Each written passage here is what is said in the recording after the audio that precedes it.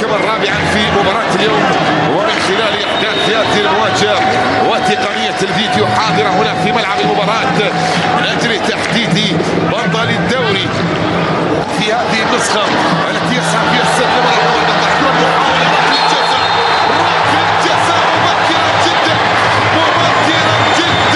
تأتي ركلة الجزاء بغداد بوجاح يتقدم، والعرقلة تأتي من الحارس رودريغوز، والكرة بعد ذلك بقرار سريع من حكم المباراة نايف قادري باحتساب ركلة الجزاء. هذه المحاولة والتمريرة من حسن وصلت إلى بغداد، سقوط بغداد في أرضية الملعب من خلال هذه المحاولة. هذه الكرة وهذه المحاولة بكل تأكيد نايف قادري راح يأخذ كل وقته في الكرة القادمة من أجل التأكيد على صحة ركلة الجزاء، من أجل التأكيد على صحة ركلة الجزاء. يسعى لأن يضع كرة في المرمى، يسجل لاعبه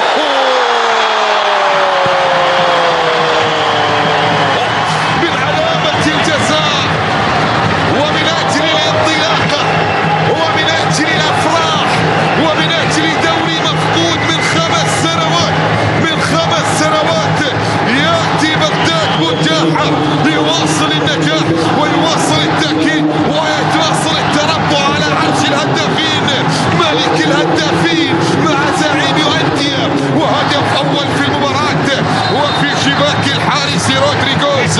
هدف أول يأتي لمصلحة الزعيم.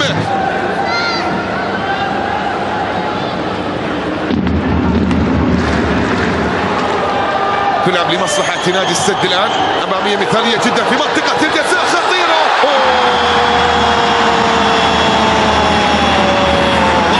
زود على الريس، دوس حسن الهيدوس يسجل الثاني ويقترب أكثر، يسرع أكثر باتجاه اللقب، يقترب أكثر إلى لقب بطولة الدوري ويسجل الهدف الثاني الآن، يسجل الهدف الثاني. حسن الهيدوس يضع كرة في المرمى. هذه التمريرة، هذه المحاولة الماضية، هنا السقوط في أرضية الملعب، على استمرارية تأتي الكرة بعد ذلك بأقدام تشافي إلى حسن الهيدوس.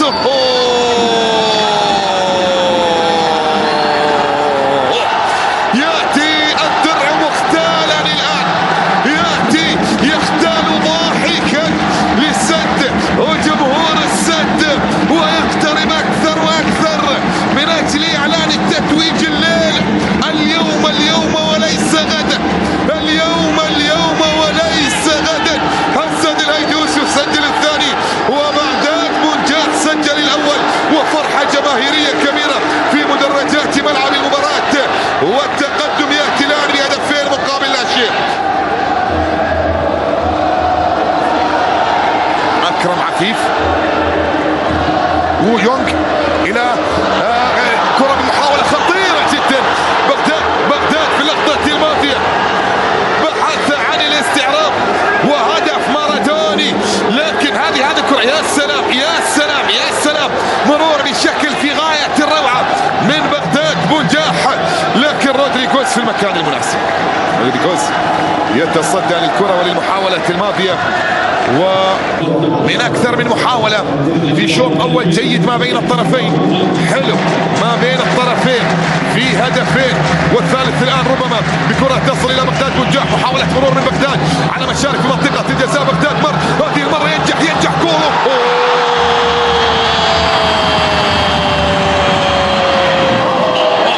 ماكينة الأهداف، بغداد بوجاح يسجل الهدف الثالث الآن. يبصم، احتفل يا جمهور، غني يا جمهور، افرح يا جمهور، ارقص يا ذيب، وشوميل سرحان ولد الذيب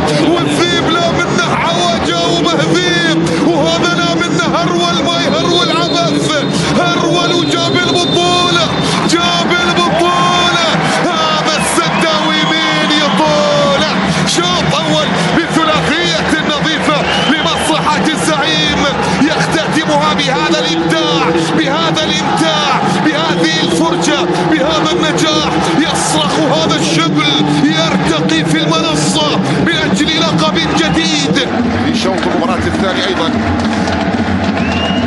يواصل ظهور كرة محاولة الآن على مشارف منطقة الجزاء. أكرم عقيل باللفظ الرابع، أكرم جول جول جول.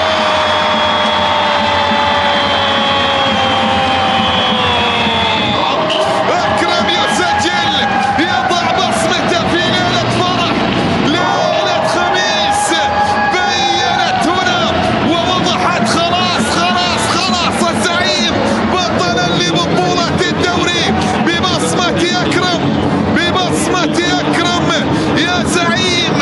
يسجل، يضع كرة في المرمى، حامل بطولاته وصل. سداوي هدوم البطل، يبرق تشوفونه في ايدينا، باين هالذهب، والذهب الآن يقترب أكثر وأكثر، يقترب أكثر وأكثر من خلال هذه المواجهة. 2005 2006 أول تتويج في هذا الملعب. كرة بمحاولة رأسية تأتي والأهلي يسجل، الأهلي يسجل برأسية من نايجل دي يونغ اللاعب الهولندي، يضع كرة في المرمى.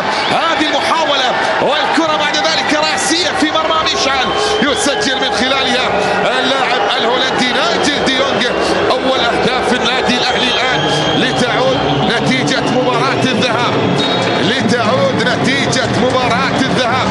في لحظة الحديث عن تلك الليلة الجميلة التي لن تمحى بكل تأكيد من ذاكرتي، كان هدافا لبطولة الدوري في ذلك الموسم الاستثنائي الكبير بالنسبة لنادي السد. كرة عموما بمحاولة مرتدة الآن، ملعوبة في منطقة الجزاء، خطيرة من أجل الهدف الخامس، لكن طالت الكرة ووصلت إلى ركلة مرمى أو إلى ركلة جزاء. ركلة جزاء حكم المباراة قادري، نايف قادري. شوف الكرة الماضية، هذه المحاولة، هنا التدخل والالتحام اللي كان موجود، وحكم المباراة أعلن عن ركلة جزاء، أعلن عن ركلة جزاء على يبدو السيل، على أحمد السيل بعد تدخله في اللقطة الماضية على بغداد منجاح. هل يأتي التصديق على قرار حكم المباراة، الرجل الذي يقدم أداء مميزا من خلال مباراة اليوم؟ الحديث عن نايف قادري وكذلك الحديث عن المساعد الأول خالد خلف. لكن زيادة الخير خير، زيادة الخير خير في ليلة خير. يسجل حسن الهندوس، هللوا للواحد الباري وكبروا له ألف تكبيرة. اهتفوا سداوي سداوي، ارسموا الأفراح في الديرة وتنتشر الأفراح ولترتسم في كل مكان. الزعيم بطلا لبطولة الدوري موسم 2018 2019 هي بإقدام حسن في زاوية على مرمى الحارس رودريغوزو. يسجل الهدف الخامس ولتنتشر الأفراح في كل مكان. مشاهدينا متابعينا في كل مكان، نايجل دي يونغ وحديث مع جوزفالدو فيريرا مدرب نادي السد. نادي ترك أرضية الملعب من أجل تلقي العلاج. عموما كرة لمصلحة النادي الأهلي. عبد الرشيد يلعبها، يا سلام، يسجل عبد الرشيد إبراهيم الشاب، بطل أو هداف آسيا للشباب، والرجل الذي سيتأهل أو تأهل لكأس العالم، يضع كرة في المرمى ويسجل الهدف الثاني لمصلحة النادي الأهلي. هذا الوريث الشرعي لمشعل عبد الله، الوريث الشرعي لمشعل عبد الله في اللقطة الماضية على اسمراني الشاب الجميل، يضع كرة في مرمى مشعل برشم ويعلن عن ثاني أهداف النادي الأهلي. 5-2 الآن، 5-2. إعطاء الثقة لكل هؤلاء اللاعبين أمر في غاية الأهمية بالنسبة للنادي الأهلي حقيقة. شاهد مجموعة من اللاعبين الشباب يقومون كرة المحاولة الآن بالعبوة، والتسديدة والهدف السادس. يأتي الهدف السادس والهاتريك من منجاح، هاتريك لبغداد منجاح في مرمى الحارس رودريغوز. سداسية بنصف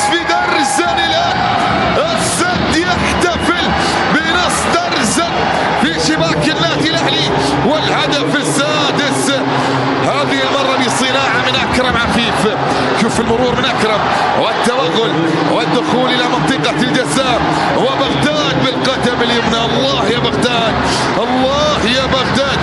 الهدف رقم 39 في بطولة الدوري لبغداد بنجح.